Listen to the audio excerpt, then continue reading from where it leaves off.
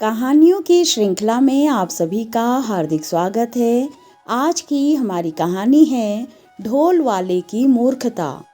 एक बार ढोल वादक बालमोहन और उसका बेटा बलराम नारायणपुर गांव के एक विवाह समारोह में गए।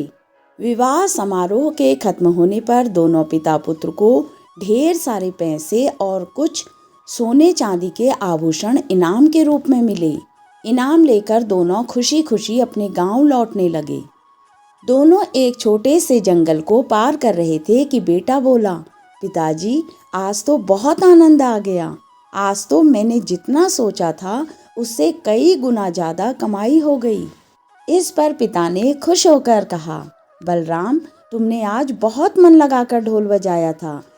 यही कारण है कि आज समारोह में हम पर पैसे की वर्षा हुई है। जब दोनों जंगल के बीच रास्ते में पहुंचे तब बालमोहन के बेटे ने अचानक तेज आवाज में ढोल बजाना शुरू कर दिया। बालमोहन ने कहा, अरे बलराम तुम अभी यह क्या कर रहे हो? तुम नहीं समझोगे पिताजी, आज मैं बहुत खुश हूँ। मेरी इच्छा बार बार जोर जोर से ढोल बजाने की हो रही है। लेकिन इतनी तेज आवाज में न बजाओ। इस जंगल में डकैतों और लुटेरों का समूह रहता है। ढोल की तेज आवाज सुनकर वे यहीं आ जाएंगे। बालमोहन ने अपने बेटे को समझाते हुए कहा, आप बिल्कुल परेशान न हो पिताजी, मैं अपने ढोल की तेज आवाज से उन्हें डरा कर भगा दूंगा। बलराम ने हंसते हुए कहा। उधर जंगल में छिपकर बैठे एक लुटेरों के समूह ने ढोल की आवाज सुनी तो उन्हें लगा कोई राजा अपने दल के साथ शिकार खेलने आया है। कुछ मिनट बाद बालमोहन बोला, बलराम अब तुम मान भी जाओ, जो धुन तुम लगातार बजा रहे हो यह केवल एक ही बार बजाई जाती है। लेकिन बलराम कहाँ मानने वाला था। वह लगातार ढोल बजाता ही रहा। तुरंत ढोल बजाना बंद करो, तुम समझते क्यों नहीं? यदि लुटेरों ने ढोल की आवाज सुन ली तो?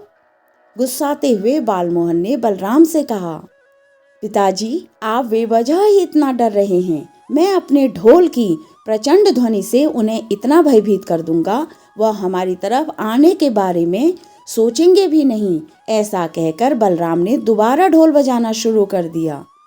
उधर लुटेरों के समूह के सरदार को फिर ढोल की आवाज सुनाई दी।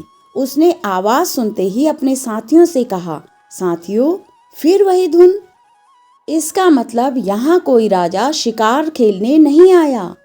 सरदार मुझे तो लग रहा है किसी ने नया नया ढोल बजाना सीखा है और खूब धन कमाकर किसी समारोह से वापस आ रहा है। समूह के एक सदस्य ने अपनी राय बताई। तुम ठीक कह रहे हो, चलो हम इस ढोल वादक पर धावा बोलते हैं। लुटेरों के सरदार ने अपने साथियों को आदेश देते हुए कहा। मात्र कुछ ही समय में लुटेरे ढोल वादक पिता पुत्र के पास पहुंच गए। उन दोनों के पास मोटी मोटी गठरियां देखकर लुटेरों का सरदार समझ गया कि इन्होंने आज ढेर सारा अनाज और धन प्राप्त किया है। इन दोनों से तुरंत छीन लो इनकी गठरियां। सरदार ने अपने साथियों को आदेश दिया। लुटेरों ने उन दोनों के पास से जो भी सामान था सब छीन लिया और उन्हें डंडे से मारकर वहां से भगा दिया। मैंने तुम्हें बार बार ढोल बजाने से मना किया था पर तुमने मेरी बात बिल्कुल नहीं मानी। तुमने आज खुद ही अपने पैर पर कुल्हाड़ी मार ली है। बालमोहन ने अपने बेटे से कहा, पिताजी मुझे माफ कर दो। आज अधिक पैसे कमाने की खुशी में मुझसे बहुत बड़ी भूल हो गई है। मैं समझ गया कि बड़ों का कहा न मानने का अंजाम हमेशा बुरा ही होता है। फिर दोनों पिता पुत्र मायूस होकर पछताते हुए अपने गांव की ओर चल पड़े। इस कहानी से हमें यह सीख मिलती है कि बड़े बुजुर्ग जो कुछ भी कहते या सलाह देते हैं उसमें हमारी भलाई छिपी रहती है। वे जो भी कहते हैं अपने अनुभव से कहते हैं। बलराम के पिता जंगल में ढोल बजाने के अंजाम को जानते थे। यही कारण था कि उन्होंने बलराम को ढोल बजाने से बिल्कुल मना किया।